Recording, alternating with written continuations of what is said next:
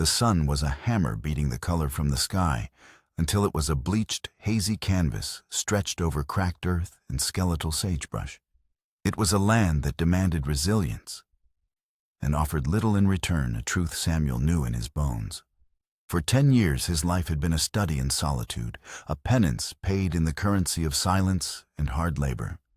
His ranch was a lonely island, in a sea of dust, its fences a border between him and a world he no longer trusted. Every morning began the same, the groan of the pump handle, the splash of cold water on a face carved by sun and sorrow, and the long ride to check the perimeter. It was on one of these rides, in the shimmering heat of midday, that the routine shattered. He was nearing the old Miller well, a stone-ringed wound in the earth, long since abandoned, when his horse Balthazar shied. The animal's ears flattened, its nostrils flaring at a scent the wind had carried, the bitter tang of fear. Samuel's hand went instinctively to the worn grip of the Colt Peacemaker at his hip, a relic of a former life. He swung down from the saddle, his boots crunching on the parched ground, his eyes scanning the unforgiving landscape. He saw her then, a shape huddled on the well's stone lip, a splash of torn calico against the gray rock. He approached slowly, the way one approaches a wounded animal, making no sudden moves. She was young, barely a woman, with hair matted with dirt and sweat. Her dress was ripped, her feet bare and bleeding. But it was her face that stopped his breath. One eye was swollen shut, a grotesque plum-colored mask. Her lip was split, and a constellation of bruises darkened her jaw. She was trembling, a violent, uncontrollable shudder that seemed to shake her very soul. She didn't seem to notice him, her gaze fixed on the black, empty mouth of the well. It was a look he recognized, the hollow stare of someone who had looked into an abyss and was considering the fall. He stopped a few feet away, his shadow falling over her like a tattered blanket. He didn't speak, not yet. He just waited, letting his presence register against the drone of the locusts and the sigh of the hot wind. Her hands were clenched in her lap, knuckles white. As he watched, one hand unfurled, revealing what she was clutching so desperately. It was a small silver locket, oval-shaped and etched with the image of a climbing rose. The sunlight caught the polished metal, sending a blinding flash into his eyes. The world tilted. The heat, the dust, the girl. It all receded, replaced by the roar of fire and the smell of burning pine.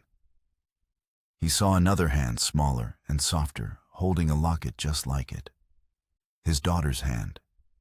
He saw his wife smile as she fastened it around the girl's neck for her 7th birthday. A family heirloom, lost in the inferno that had consumed his home, his family, his entire world. The memory was a physical blow, stealing the air from his lungs. He stumbled back a step, his hand pressed against his chest as if to hold his splintering heart together. It couldn't be. Such lockets were common enough, perhaps. A coincidence. But the design, the specific etching of the rose vines snaking around the edge, it was identical. A perfect, impossible match. The girl finally looked up, her one good eye widening with fear at the sight of him. He saw his own shock mirrored in her gaze. He was no longer just a weathered rancher who had stumbled upon a victim of foul play. He was a ghost confronted by a specter from a past he had tried to bury under a decade of dust and silence. His intervention was no longer a simple act of charity. It was a summons. The locket wasn't just a piece of silver. It was a key unlocking a door he had long ago bolted shut. "You're alive," he said, the words rough, torn from his throat. "Don't you go finishing what some other devil started." His voice, low and steady, seemed to anchor her. The trembling lessened just slightly. She looked from his face, down to the locket in her hand, then back to the dark promise of the well. For Samuel, the choice was already made. He had failed to save his own family. He would not fail this girl, this stranger who carried a piece of his ravaged heart in her hand. Samuel's ranch was less a home and more a fortress against memory.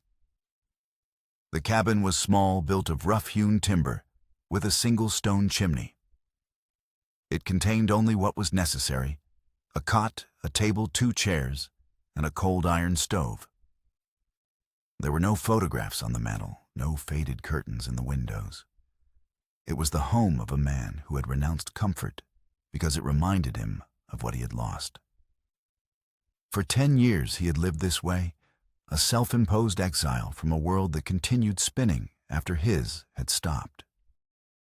He had once been Deputy U.S. Marshal Samuel Jones, a man whose name carried weight in territories where the law was often just a suggestion. He was relentless, fair, and utterly dedicated.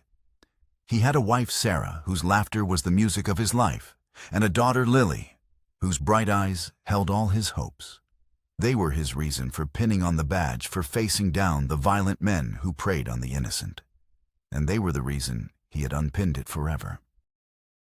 The man he'd been hunting was Jedediah Kane, a vicious outlaw whose gang had cut a bloody swath across the territory. Samuel had tracked them for months, closing in, tightening the net. But Kane was cunning.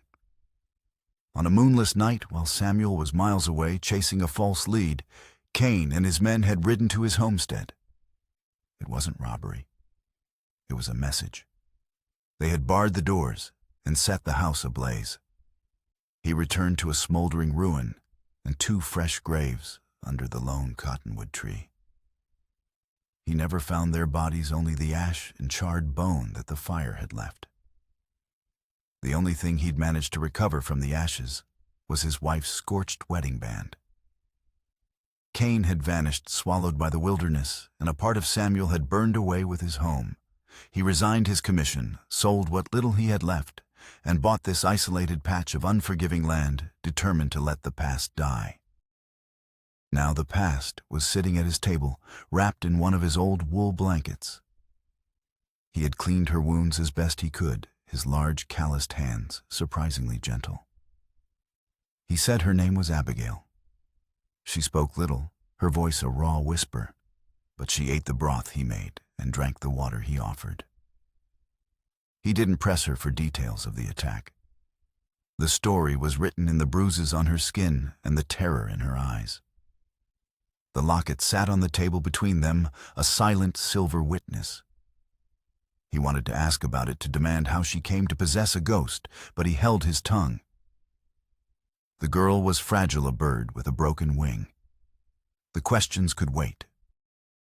The nearest town was Redemption, a name that felt like a bitter joke. It was a dusty collection of clapboard buildings huddled around a single main street, a place where everyone knew everyone else's business. It was where Abigail was from. She had a sister there, Margaret, married to a man named Thomas Blackwood. Thomas was a man of some standing in Redemption, owner of the livery and a small freight business.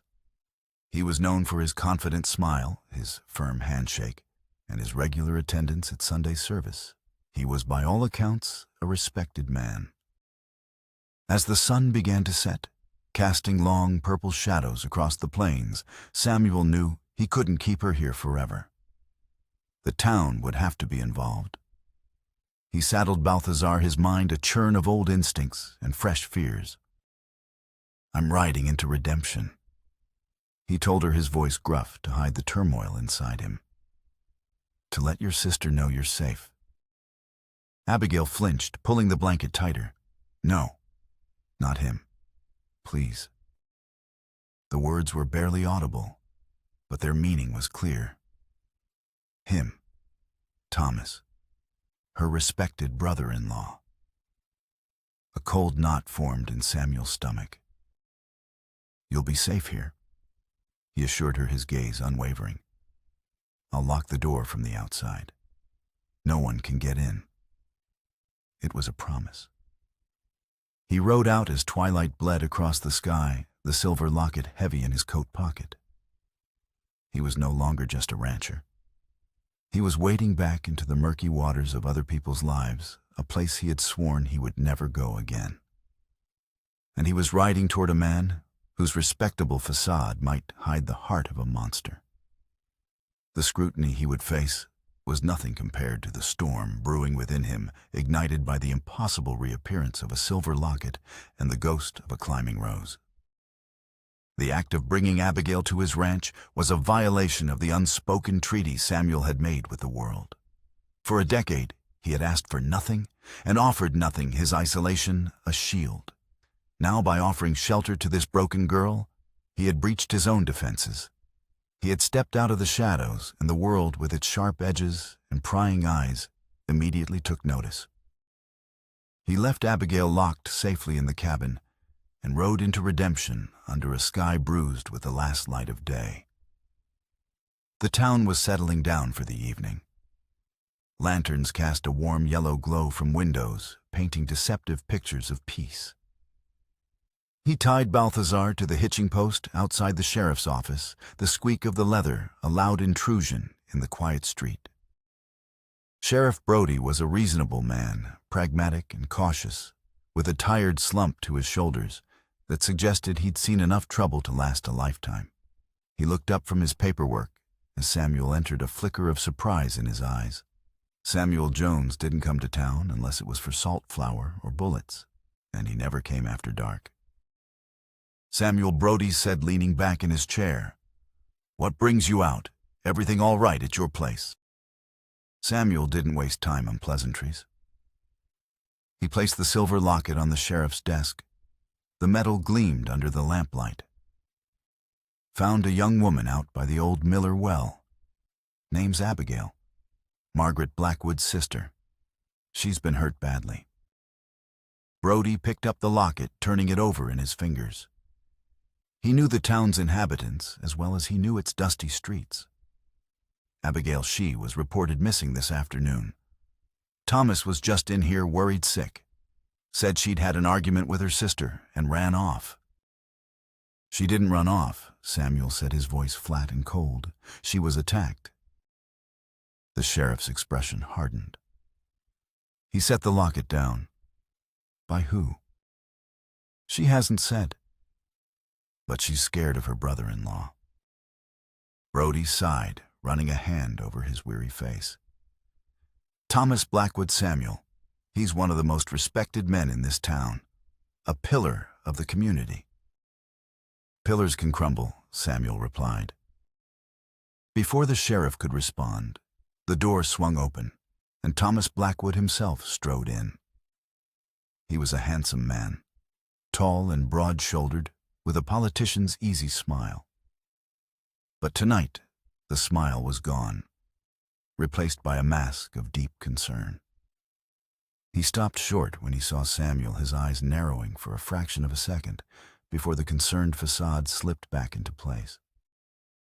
Sheriff Thomas said, his voice smooth and commanding, "Any word." Then his eyes fell on the locket. A flicker of something unreadable passed across his face. "Where did you get that?" "He found her," Brody explained, gesturing to Samuel. "Says she's out at his ranch." Thomas's attention snapped to Samuel. It was not the grateful gaze of a worried family member. It was the sharp, calculating look of a predator whose territory had been invaded. "My sister-in-law. At your place. Why didn't you bring her directly to us?" The questions were slick with accusation, painting Samuel as a strange recluse with questionable motives. "She's in no condition to travel further," Samuel stated, meeting Thomas's gaze without flinching. "She needed tending to. She's safe." "Safe." Thomas scoffed a humorless sound. He turned to the sheriff, his voice dripping with false sincerity. "Sheriff, this man is a hermit. We know nothing about him. Abigail is a delicate, impressionable girl. She's overwrought after a family squabble. For all we know, he's filled her head with nonsense. I insist on going out there and bringing her home where she belongs." The air in the small office crackled with tension. It was Thomas's word, the word of a respected citizen, against that of an outsider, a man haunted by a past the town could only guess at. Samuel could feel the tide of opinion turning. He was being cast as the villain, the strange old man who had absconded with a troubled young woman. "She stays with me until she's well enough to say what she wants," Samuel declared, his voice a low growl. It was a line drawn in the sand. Thomas's smile was chilling. It didn't reach his eyes. "We'll see about that." He clapped the sheriff on the shoulder, a gesture of camaraderie that excluded Samuel completely. "Thank you for your help, Sheriff. I'll handle this family matter myself." He walked out, leaving a wake of suspicion behind him. Samuel knew then that this was more than a rescue. By taking Abigail in, he hadn't just defied the town's suspicion. He had made himself a direct target of Thomas Blackwood's scrutiny. The battle for Abigail's safety and for the truth had just begun. The morning sun brought no warmth, only a harsh, clarifying light. With it came Margaret. She did not arrive like a concerned sister, but like a storm front, her horse kicking up a cloud of angry dust as it galloped into Samuel's yard. She threw herself from the saddle before the animal had even come to a full stop, her face a tight mask of fury and betrayal. Samuel met her on the porch, positioning himself squarely in front of the cabin door where Abigail was hiding. He had seen this kind of righteous anger before, the kind that is fueled by fear and willful ignorance. "Where is she?" Margaret demanded, her voice shrill. She didn't wait for an answer, her eyes blazing as she pointed an accusing finger at him. "What lies have you been telling her? Thomas said you found her and filled her head with poison against her own family." "I've told her nothing but the truth," Samuel said, his voice calm but unyielding. "That she's safe here." "Safe?" Margaret laughed, a bitter, broken sound. "You call this safe? Hiding out with a strange recluse while she shames her own blood. She has a home. She has a family who provides for her." The cabin door creaked open. Abigail stood in the doorway, wrapped in Samuel's blanket, her bruised face a testament to the lie Margaret was defending. Her lip trembled as she looked at her older sister, a desperate plea in her eyes. "Margaret, please. He hurt me." Margaret's face hardened, her expression shutting down completely. She refused to look at Abigail's injuries, her gaze fixed on a point somewhere over her sister's shoulder. She was choosing her husband's story over the evidence standing right in front of her. "You've embarrassed me," Margaret hissed, her words like stones. "You've embarrassed this entire family." "Thomas told me what happened. He said you threw yourself at him, and when he, a good and faithful husband, pushed you away, you ran off in a fit of shameful hysterics. You always did have a flair for the dramatic. Therefore..." Each word struck Abigail with the force of a physical blow. She shook her head, tears streaming down her bruised cheeks. "That's not true. It's not. He's lying. Why won't you believe me?" "Believe you?" Margaret's voice rose, cracking with a pain she refused to acknowledge. "Why should I believe you over the man who puts a roof over our heads? The man who commands respect in this town? You are a flighty girl with a head full of stories. He is my husband." Abigail reached a trembling hand toward her, a last desperate attempt to bridge the chasm that had opened between them. "He's a monster." Margaret slapped her hand away. The sharp sound echoed in the tense silence of the yard. The rejection was absolute, a final severing of sisterly bonds. Abigail crumpled as if she had been struck, a raw sob escaping her lips. Samuel had seen enough. He stepped forward, placing himself between the two sisters. His large frame was an immovable wall. "That's enough," he said, his voice low and dangerous. "You've said your piece. Now get off my land." Margaret's face flushed with indignation. "You have no right. She is my sister." "A sister you just condemned," Samuel countered, his eyes like chips of granite. "She's not leaving with you. Not today. Not until she chooses to." They stood in a standoff, the reclusive rancher against the respectable townswoman. But it was more than that. It was the truth against a convenient lie. Margaret, defeated by his resolve, finally backed away. She mounted her horse, her movements jerky and angry. "The whole town will hear about this," she spat, pulling sharply on the reins. "They'll hear how you've taken in a liar and turned her against her kin. You'll be an outcast, and she'll have nothing." She rode off, leaving a trail of dust and poisoned words hanging in the air. Abigail collapsed onto the porch steps, her body shaking with grief. She hadn't just been assaulted by Thomas. She had been abandoned by her own sister.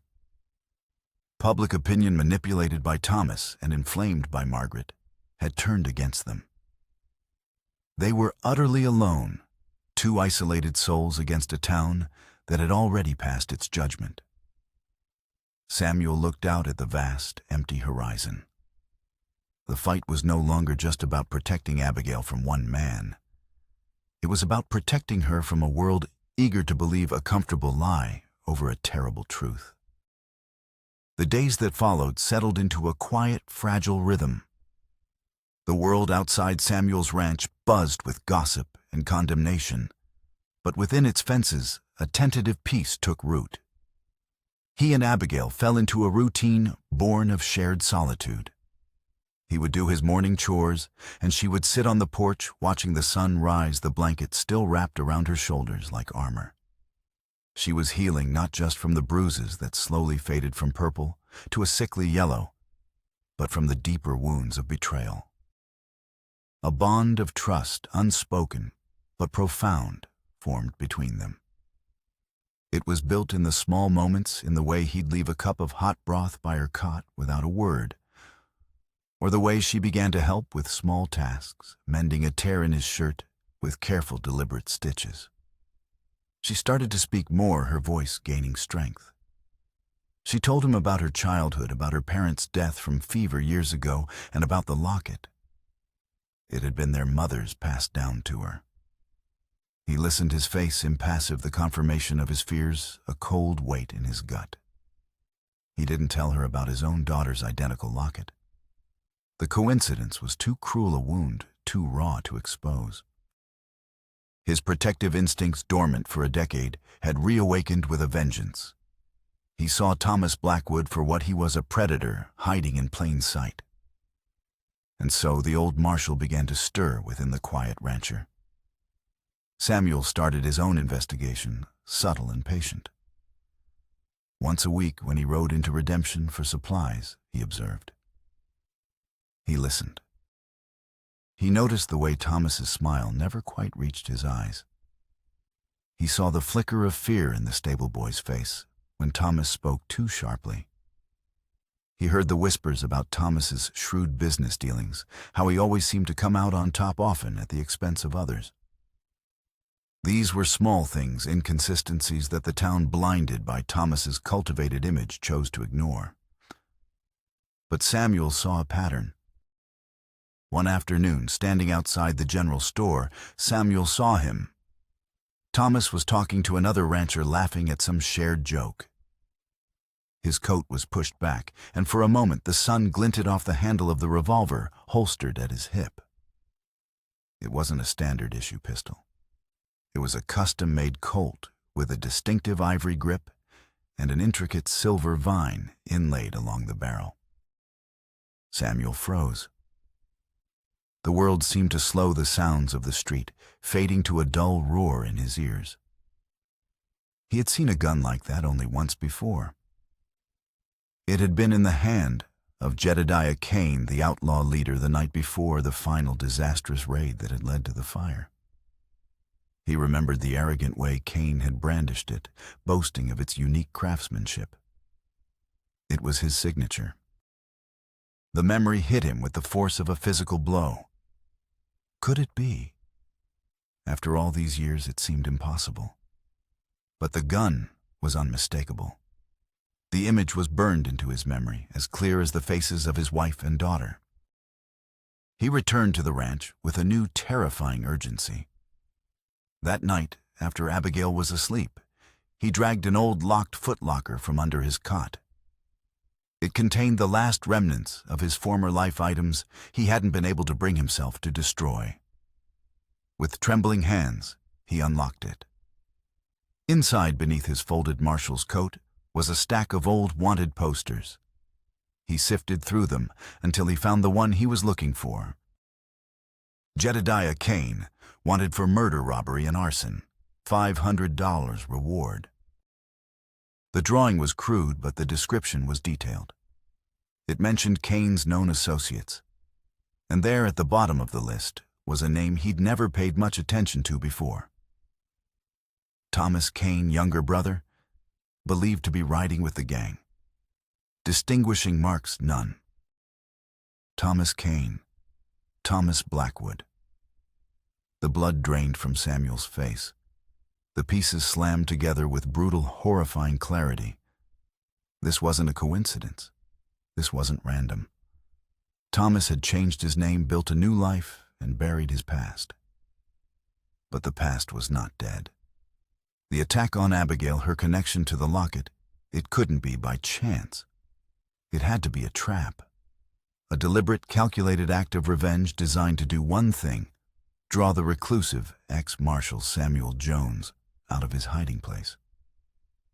The fight was no longer about saving a stranger. It was about confronting the ghost that had haunted him for 10 years. His past hadn't just found him. It had hunted him down. The revelation that Thomas Blackwood was Thomas Kane, brother of the man who had destroyed his life, changed everything. The air in the small cabin grew heavy with the weight of this new reality. Samuel felt a cold, familiar rage beginning to thaw inside him, a feeling he thought he had buried with his family. This was no longer just about justice for Abigail. It was a reckoning 10 years in the making. He knew he had to tell her. Their alliance, born of circumstance, had to be forged in truth if they were to survive what was coming. He waited until morning and then sat her down at the small table the wanted poster laid out between them. He told her everything about his life as a marshal, about Jedediah Kane, about the fire, and about his wife and daughter. He finally spoke of the other locket, its twin lost in the flames. His voice was a low, steady monotone, as if he were recounting a story that had happened to someone else. But Abigail saw the deep, unrelenting pain in his eyes. She listened, her expression shifting from confusion to shock, and finally to a dawning horror. She looked at the wanted poster, then at Samuel. So the attack? It wasn't. It was because of you. He was flushing me out, Samuel confirmed, his voice grim. He must have found you, seen the locket, and realized you were the perfect bait, a way to wound me before the kill. The knowledge settled over them, a chilling shroud. Abigail's assault had been a calculated move in a decade-long vendetta. She was not a random victim. She was a pawn in a ghost's game. But instead of fear, a new expression hardened her features' resolve. Her personal violation was now part of a larger, darker story. Her fight was now his fight. Samuel knew he couldn't face Thomas alone, not with the whole town on Blackwood's side. He needed the law. He rode to redemption. The wanted poster tucked inside his coat, determined to show Sheriff Brody the truth. But Thomas Kane was always one step ahead. As Samuel approached the town, he saw a small posse of men gathered near the edge of his property. They were clustered around a section of his fence that had been cut. On the other side, grazing peacefully on his land, were a half-dozen steers bearing the brand of his neighbor, a rancher named Henderson. It was a setup as crude as it was effective. Before he could react, Sheriff Brody and 2 deputies rode up, their expressions grim. Henderson was with them, his face red with anger. "Hold it right there," Jones Brody commanded, his hand resting on his pistol. "Sheriff, this isn't what it looks like," Samuel started, but Henderson cut him off. "Isn't what it looks like," the rancher bellowed. "My cattle on your land with the fence cut. I've been losing stock for a month. It seems we've found our rustler." It was Thomas's doing. Samuel knew it instantly. He had used his influence, perhaps paying off one of Henderson's ranch hands, to drive the cattle onto Samuel's property. He had poisoned the well of public opinion so thoroughly that this accusation was not just believable, but expected. From the corner of his eye, Samuel saw Thomas watching from a distance, a smirk of triumph on his face. He had brilliantly turned the law against the one man who could expose him. "Sheriff, you have to listen to me," Samuel said, reaching into his coat for the wanted poster. "The man you call Thomas Blackwood is really Thomas Kane, a wanted outlaw." "Enough of your stories." Jones Brody snapped, his patience worn thin by the town's gossip, and now this seemingly irrefutable evidence. First, you abscond with a young woman and fill her head with nonsense. And now you're accusing a respected man of being an outlaw to cover your own crimes. I'm tired of it. One of the deputies drew his rifle. "Don't make this difficult, old man." The sheriff, a reasonable but cautious man, was trapped. He was bound by the evidence in front of him, by the pressure from the town's influential citizens, all orchestrated by Thomas. Samuel Jones Brody set his voice heavy with reluctance. "I have no choice but to issue a warrant for your arrest on suspicion of cattle rustling." Samuel looked from the sheriff's conflicted face to the cold certainty of the rifle barrel pointed at him. They had him cornered. If they took him in, Thomas would be free to get to Abigail. He had no choice. He spurred Balthazar, wheeling the horse around and bolting into the rough, broken country behind his ranch. A shout went up behind him. A gunshot cracked the air, the bullet whining harmlessly past his ear. He galloped hard, the wind tearing at him, the weight of the warrant on his head. He was now a fugitive on his own land, hunted by the very law he had once sworn to uphold. Thomas had not only drawn him out, he had stripped him of everything, leaving him with nothing but his wits and his desperate need to protect the girl who was now the last link to his past. The storm had been threatening all day, the sky a bruised purple, the air thick and heavy with unspoken violence. It was a mirror of the turmoil in Samuel's soul. He was a hunter who had become the hunted force to circle his own ranch like a coyote watching and waiting. He knew Thomas would make his move on Abigail, and he knew it would be soon. The rustling charge was just a prelude, a way to get Samuel out of the way for the final act. He tethered Balthazar in a hidden arroyo and crept back toward the cabin on foot, his old tracking skills serving him well. The wind was picking up, whipping dust into his eyes and moaning through the sparse junipers. He saw them from a ridge overlooking the homestead, Thomas and two hired thugs riding hard for the cabin. They didn't bother knocking. They kicked the door, and the sound of splintering wood lost in the rising gale. Samuel's heart hammered against his ribs. He was too far away. He broke into a desperate run, stumbling over rocks and through thorny brush, his lungs burning. By the time he reached the yard, they were gone. The cabin door hung from a single hinge, a gaping wound. Inside, a chair was overturned. A tin cup lay on the floor. Abigail was gone. Panic, cold and sharp, seized him. But then he saw it. On the dirt floor near the overturned chair, Abigail had used her foot to draw a symbol in the dust. It was a crude rendering of a lone skeletal tree. The cottonwood. The old tree that stood sentinel over the ruins of his first home, over the graves of his wife and daughter. It was a message. She knew he would understand. Thomas wasn't just taking a hostage. He was choosing the location for their final confrontation. He was taking her to the place where Samuel's world had ended, intending to end him there as well. He ran to the arroyo, his mind racing. This was Thomas's mistake. He was leading Samuel to the one place on earth Samuel knew better than any other, a place of ghosts and sorrow, a place that was now to become a battlefield. He swung into the saddle and urged Balthazar into a gallop, the first fat drops of rain splattering against his face. The heavens were about to break open. The ruins of his old homestead were a ghostly silhouette against the storm-darkened sky. A single stone chimney stood defiant, a tombstone for a life turned to ash. The charred timbers of the house lay like the bones of a great beast. And there, tied to the base of the old cottonwood tree, was Abigail. Thomas stood waiting for him, the ivory-gripped revolver in his hand. His 2 men stood on either side, rifles ready. The wind shrieked through the blackened timbers, a mournful chorus for the tragedy about to unfold. "I knew you'd come." Marshal Thomas sneered, his voice cutting through the howl of the wind. "You always did have a savior complex.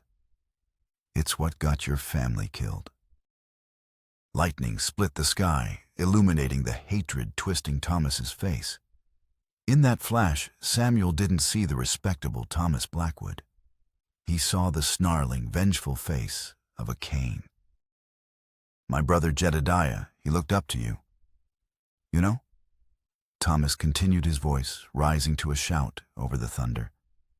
"Before you hounded him like a dog, you took everything from him. You destroyed our family. So I decided to return the favor." He gestured with the revolver toward the 2 small weathered crosses beneath the tree. "It ends here, where it all began. You, me, and all your ghosts."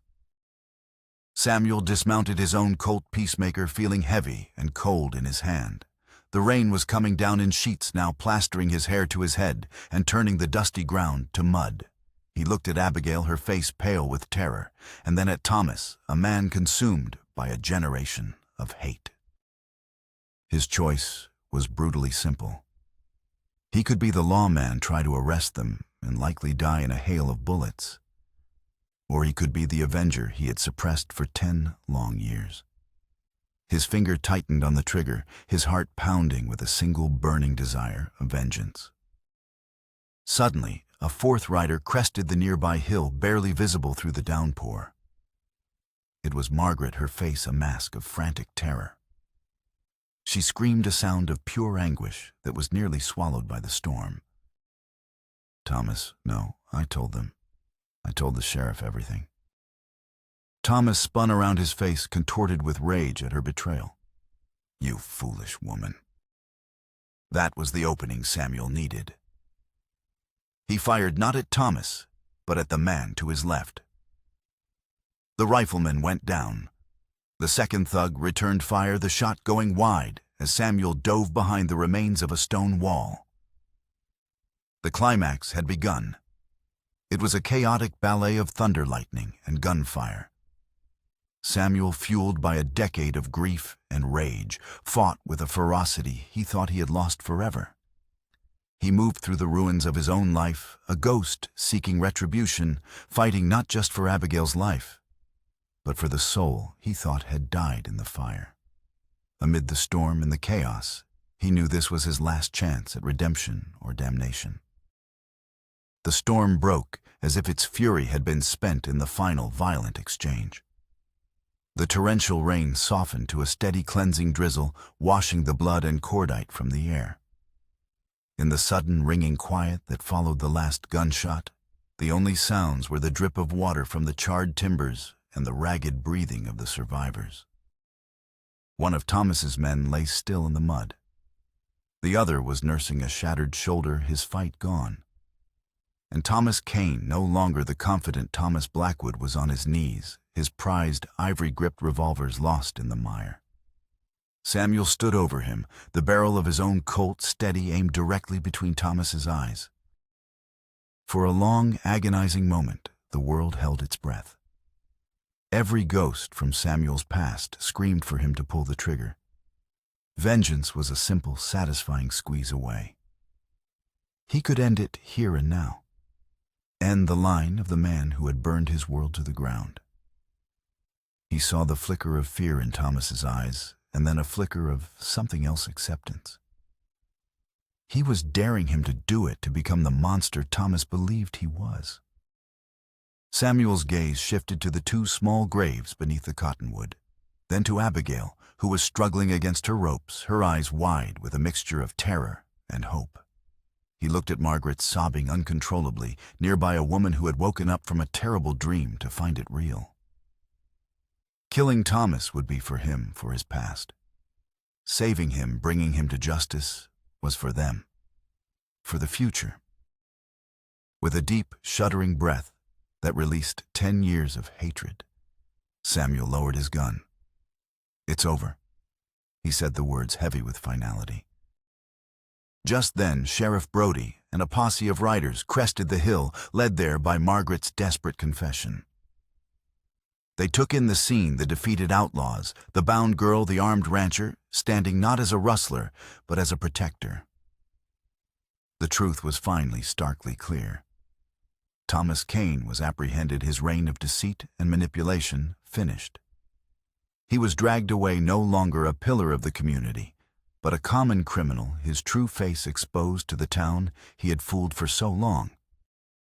In the quiet aftermath, Samuel cut Abigail free. She stumbled into his arms, not out of weakness, but for a moment of shared silent understanding. Margaret approached them, her face streaked with rain and tears. "Abigail," she whispered, her voice broken. "Can you ever forgive me?" Abigail stepped away from Samuel and looked at her sister. The hurt was still there, a deep and painful wound, but underneath it, the bedrock of family, however fractured, remained. "Forgiveness is a long road, Margaret," she said, her voice clear and strong. "But I won't make you walk it alone." She took her sister's hand. In that moment, they made a silent pact to leave redemption. The town held too many ghosts, too many painful memories. They would start anew somewhere else together. Samuel watched them, a profound sense of peace settling over him. He had helped them prepare, giving them what money he had, ensuring they had passage on the next stagecoach heading east. He had faced his past not with vengeance, but with honor. The storm within him had finally broken. Months passed. Autumn laid a tapestry of gold and rust across the plains.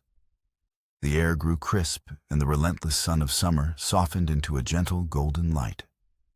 Samuel's ranch was quiet once more, but it was a different kind of quiet. It was no longer the oppressive silence of exile, but the peaceful solitude of a man at ease with himself. Abigail and Margaret were gone, having started a new life in a city far to the east. Abigail sent him a letter, once its pages filled with words of gratitude and descriptions of her new life, a life where she was learning to trust again.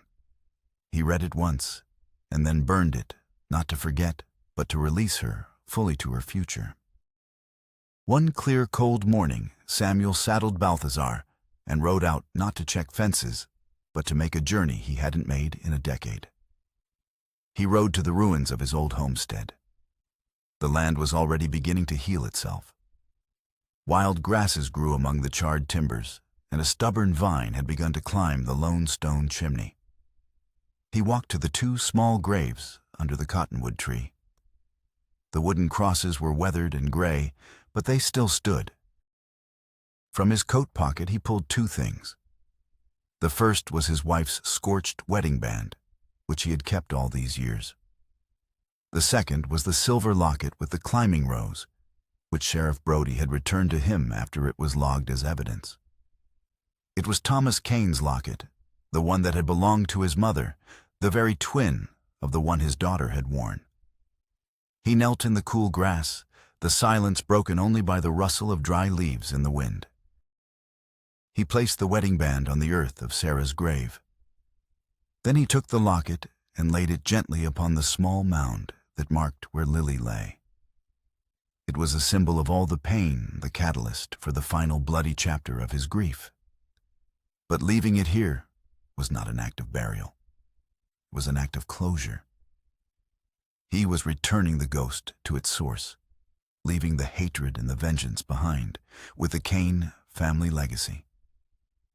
He stayed there for a long time, not speaking, not praying, just being present with his memories, finally able to look at them without being consumed. Then he stood, turned his back on the graves, and walked away without looking back. His final stop was in Redemption.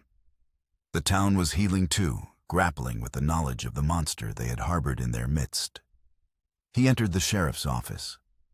Brody sat at his desk, the weight on his shoulders seeming a little lighter than before. He looked up and smiled a genuine, tired smile. "Samuel," he said. Samuel nodded. "Sheriff." Brody opened a drawer and pulled out a small tin star. It was not the grand badge of a U.S. Marshal, but a simple 5-pointed star that read, "Deputy Sheriff, Redemption County." He pushed it across the desk. "This town could use a man who knows the difference between a convenient lie and a hard truth," Brody said quietly. "There's a place for you here if you want it." Samuel looked at the badge. For 10 years he had run from what he was. He had hidden from his purpose, believing it had died in the fire. But he was a protector. It was in his blood, in his bones. It was who he was. He picked up the star. The metal was cool and solid in his palm. With a slow, deliberate motion, he pinned it to his chest. He was no longer a man haunted by ghosts, but a man at peace, ready to stand guard for others once more.